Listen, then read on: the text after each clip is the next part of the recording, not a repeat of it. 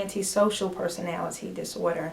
And I know all of those words like anti, before or against, having some sort of issue with, just being out and being personable. Not that something's wrong with your personality. That's what gets me about that word. And basically the personality disorders, and there are all kinds of groups and subgroups, but I'll try to make this one easy.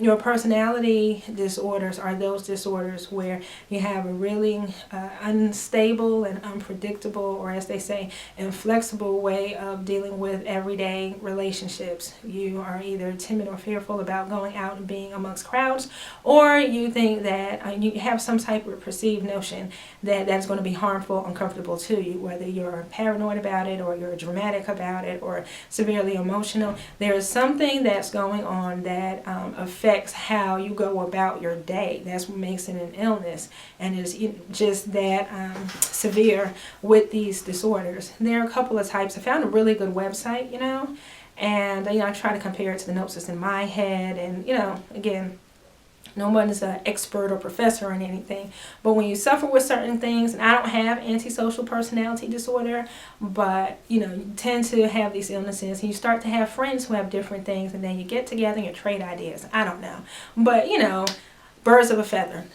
And I found this website, and I'm gonna put it on the screen there for you, and also in the description box for you to take a look at. And like I always say, make sure that you cross-reference information. Hey, scratch your head. What sounds right? What doesn't sound right? What is this? So that way we understand ourselves more, whether you think that you don't need to, or if any of this applies. And, the world around us. So basically the personality disorders are those where you do not play well with others, or you can't use your inside voice, or where you are so crippled with fear about being in crowds for whatever reason. It really affects how you just go about things, as I was saying. But I don't like the term personality disorder because it implies that there's something wrong with the person. It just automatically makes you think that hey, this is a bad person. They got a jacked up personality, and they don't have anything to offer. I mean, yeah, there are character traits that map this thing out, but it doesn't mean something's wrong with the person. Me, I have a pretty cool personality, I think. I'm always going on and on about mental wellness this and mental wellness that.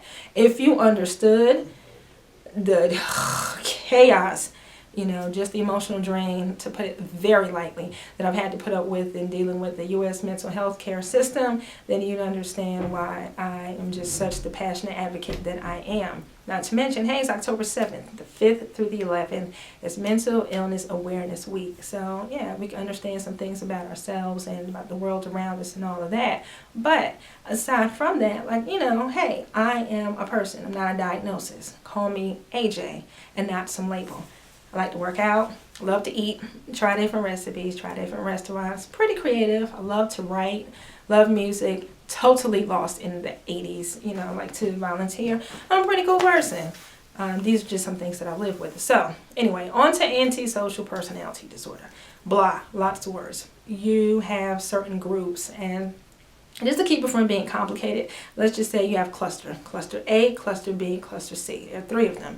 And under each of those, you have specific illnesses. Like you have your, what's called the schizotypes, or schizotypal types.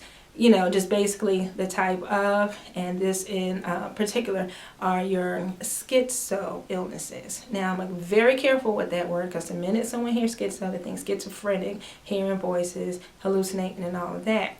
Schizo, by definition, it means split. Don't think split personality. 1, it's not even called that anymore. And 2, basically it's, a division. You're divided in your thinking, how you understand things, how you perceive the world around you.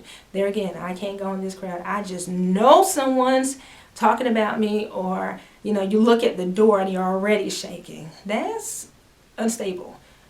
Just to be that stricken, that gripped with fear over something, or you're thinking that you're not going to do well or you won't succeed if you're out amongst your peers. Now, me, I, love to blab. I love people. I'm very personable. I have a heart for some of everything. But the eyeball thing is, I don't do well in crowds if I'm not working or advocating something. It's odd. I like people, but if you say, hey, we got a good game of spades going on, here's some barbecue, why don't you come chill with us? Okay, I'm already sweating. It's just, I don't know. I feel like I have to be doing something productive. Someone else, they may perceive that as being productive. Leisure. I define leisure differently. So that will be a difficult situation for me to be in. I got to be doing something. It takes for someone else to tap me on the shoulder and say, hey, Jack, you're doing it again. What? You've been talking about healthcare for the last 3 hours. Oh, I didn't know. So, with your, you have your paranoid disorders, you have your schizo disorders. Like I said, you just automatically know something's going to go wrong. Someone is, just waiting just to let you have it. You're going to be sweating in that situation, even if the situation doesn't call for it, And with these types, it's either that split thinking, that I'm very careful with that word, I'm sorry. It's kind of old and outdated, but it's still used very often to confuse the general public. You have your erratic and your dramatic types, as they say. You have your antisocial personality disorders, where you just want to stay away from everyone regardless of what's going on in your head. You just want to stay away from everything and everyone all the time. You have your recluse and your hermits and all this. And then again, you have your anxiety disorders. You're really, really anxious with this thing. So you have your schizo type, you have your antisocial types, you have or those dramatic and emotional types, and you have your anxious types. And underneath those, there are other, some more disorders that go with that. You have in that second cluster your erratic and your dramatic types. You're just over the top, you know what I mean? And that's where you have, those narcissistic personalities. And here's where I believe the illness part comes in with that one. Yeah, you can say it's an overblown ego and this person just full of themselves. But when you get to a point where this stuff, the decisions that you make is really not ending well for you all the time, even hurting you, and you just don't see it, you take on too much. Besides your usual perfectionist, you just want to not sleep and make sure that you put on your calendar all of these different things to do. It's all about I, me. So yeah, you have those narcissistic personality disorders, and you just want to say, how is that antisocial? Because you don't need anything or anyone. You're just an island all by yourself.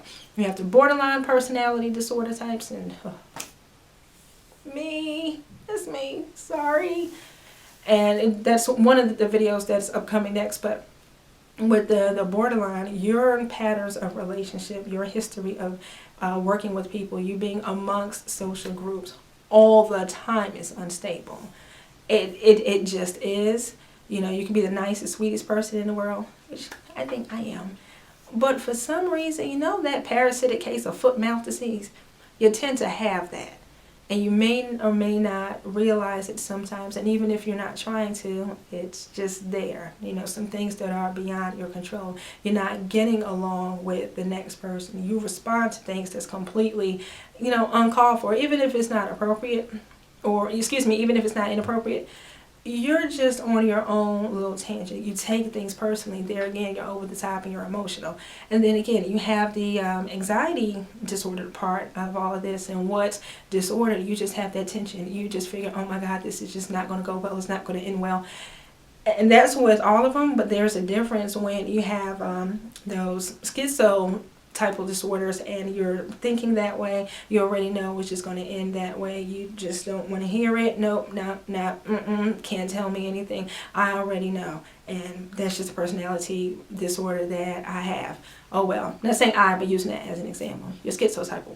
And then you have the anxious one, where okay, you may or may not be thinking the same thing, but hey, you're already just gripped with fear. You're already just really, really, really anxious. And then you have those really emotional or dramatic disorders. You ever, hear about the drama queens, and this person's just melodramatic, blah, blah, blah, blah. But at the same time, that person just really doesn't have a full 100% grip on what they are doing to themselves by being so grandiose.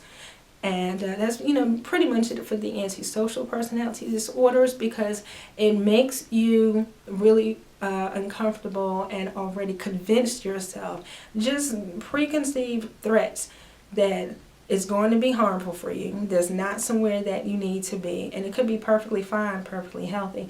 You're already on 10 when the average person really didn't do anything to set you off, and even if they did, you take it to just this unnecessary level. And it's not just saying that you're a bad person, you just operate in extremes.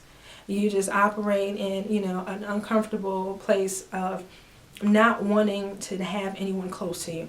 You're distrustful all the time. So the good thing is that there's help for these illnesses. Yeah, you may not be able to see a shrink or see one often, or hey, you may live in some small podunk town where there aren't very many or clinicians at all, but it's kind of going back to when I think somewhere in the first video I said something about you can have pills all day, but what if those pills aren't enough? What if you didn't have access to those pills? What if, you know, I don't know, you run out of something, it's after hours, on the weekends, you don't have anyone to turn to for that. How do you begin taking care of yourself? I know I have a really cool advocate friend of mine for developmental delays in children and fair treatment of the mentally ill and kids in the school systems, public or private. Her name is Denise. Hey Denise, here's your shout out.